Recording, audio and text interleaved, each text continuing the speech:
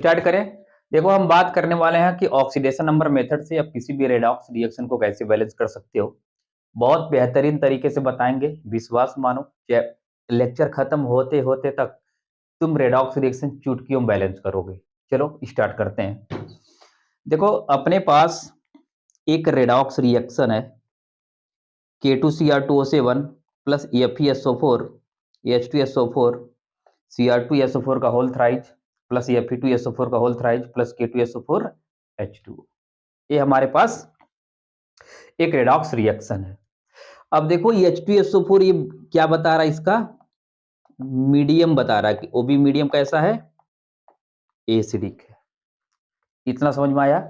H2SO4 देखकर ये पता लग जाना चाहिए कि हमको जो रिएक्शन दिया गया है इसको किस मीडियम में हमको बैलेंस करना है, एसिडिक मीडियम में। ठीक है, अब तुम्हारा मेन फोकस किस पे होना चाहिए, देखो H2SO4 को हटा दो और वाटर को हटा दो, बस इतना हटा देना है।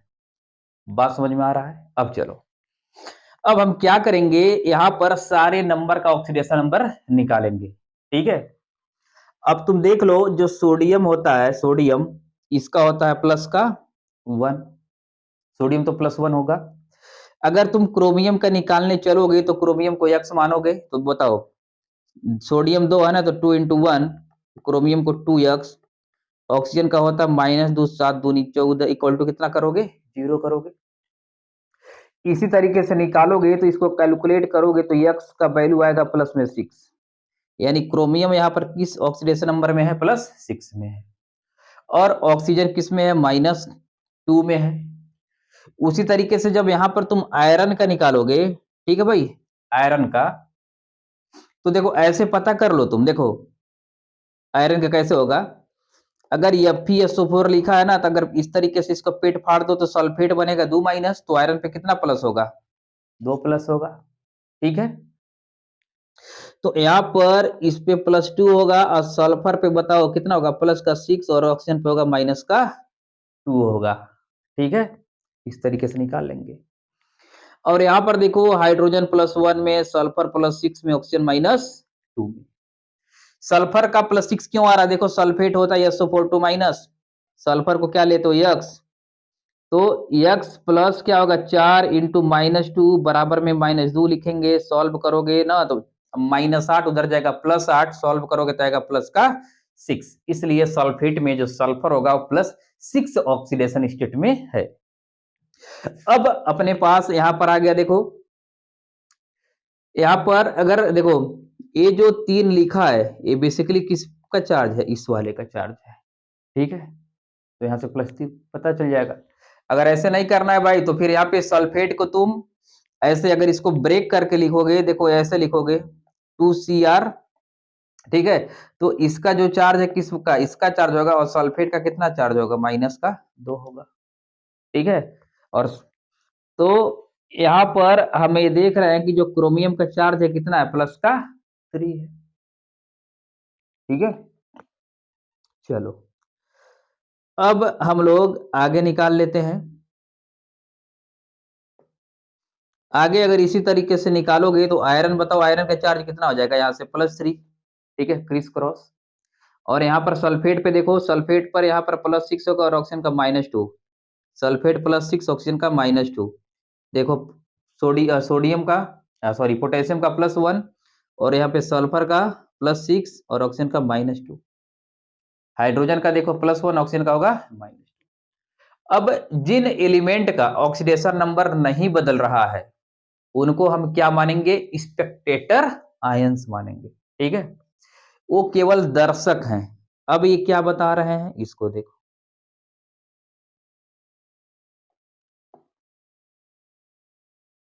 देखो भाई, अब जिनका ऑक्सीडेशन नंबर नहीं बदल रहा, हम पहले ही तुमको बता चुके हैं कि इस वाले को और इस वाले को हम बाद में कंसीडर कर लेंगे, अभी इनका जरूरत नहीं। ठीक है, तो देखना तुम लोग, हम क्या करेंगे, देखो यहाँ पर इस वाले सोडियम को हटा देंगे, सॉरी पोटेशियम को हटा देंगे। क्यों, क्योंकि ये देखो +1 इधर भी है, +1 इधर भी है, बदलाव नहीं हो रहा है।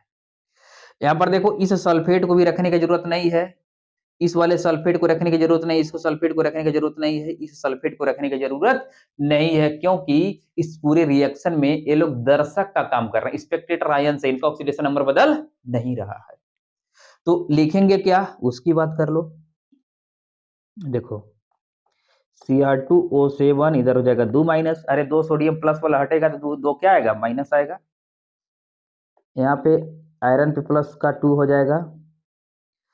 अब देखो H2SO4 से ये पता चल गया कि मीडियम कैसा एसिडिक है, बाद में हम रिएक्शन बैलेंस करने के बाद सब कुछ लिख देंगे, अभी टेंशन मत लो।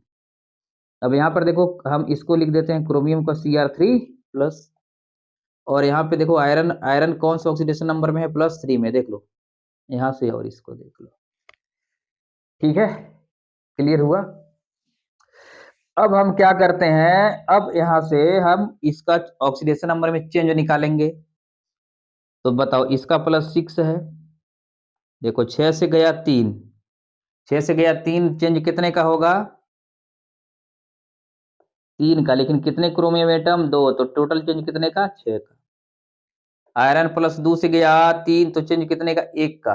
ठीक है, अब क्रीज क्रॉस कर दो, 1 का मल्टीप्लाई यहाँ पे कर दो, इस 6 का मल्टीप्लाई यहाँ पर कर दो, केवल लेफ्ट साइड में करेंगे, ठीक है, राइट में नहीं करेंगे। अब हम एटम को बैलेंस करेंगे, अदर देन ऑक्सीजन, सबको बैलेंस कर लो, लेकिन ऑक्सीजन को बैलेंस नहीं करेंगे, बाद में करेंगे उसको। तो 6 आयरन, तो यहाँ पे 6 से गुणा कर लो, इधर 2 क्रोमियम, तो 2 से मल्टीप्लाई कर लो। इतना समझ में आया। ऑक्सीजन अपने पास 7 ऑक्सीजन, तो इधर क्या करोगे, 7H2O ऐड कर लोगे, तो इधर देखो 14 हाइड्रोजन एक्स्ट्रा हो गया राइट में, तो इधर क्या करो 14H प्लस ऐड कर लो। क्यों, क्योंकि मीडियम कैसा है, एसिडिक। आया बात समझ में। अब देखो, अब जहां से जिसको हटाए थे वहां पर लाके रखो। तो अब देखना यहां पर क्या हो जाएगा कि देखो Cr2O7 की जगह K2 ला के रखो, हो जाएगा K2Cr2O7 हो जाएगा। अब देखो 6 है, यहाँ पे Fe, बगल में इसके SO4 रख दो, क्योंकि SO4 हटाया था हम लोगों ने। यहाँ पे देखो 14H प्लस है ना, तो हम ऐसा लिख सकते हैं 7H2SO4, देख लो 7 दूनी 14, हाइड्रोजन भी हो जाएगा। अब इक्वल टू क्रोमियम, देखो 2Cr है ना, तो इसको ऐसे लिखो Cr2, और यहाँ से क्या हटाए थे, SO4 का होल थ्राइस हो जाएगा। प्लस में 6Fe है ना, तो यहाँ से क्या लिखोगे, 6FeSO4 लिख दो। क्लियर हुआ। अब हम इसको भी तो हटाए थे K2SO4 को, तो उस K2SO4 को यहाँ पे लिखो K2SO4। अब अपने पास यहाँ पर 7H2O है, ये तो ऑलरेडी आ गया, लिख लो 7H2। अब हम यहाँ पर देख लेते हैं कि हमारा एटम बैलेंस है कि नहीं।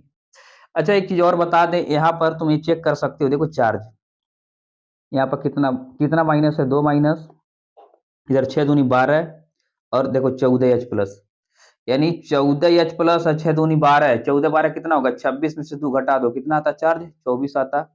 इधर 2 3 6, 6 3 18, 18 6 24, यानी जब तुम्हारा देखो इधर जो ये रिएक्शन बैलेंस होगा, तो दोनों साइड के जो चार्ज होंगे वो भी क्या होंगे, इक्वल आएंगे, तभी तुम्हारा रिएक्शन बैलेंस है।